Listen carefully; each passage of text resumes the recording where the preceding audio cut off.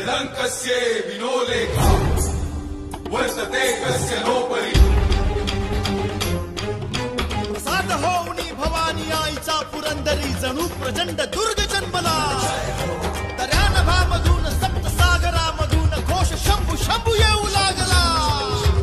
कणखर तरी हळवा शिववास मानवास तो मायभूमी ध्यास श्वास भगव्यासी मानतो धर्मशील शौर्य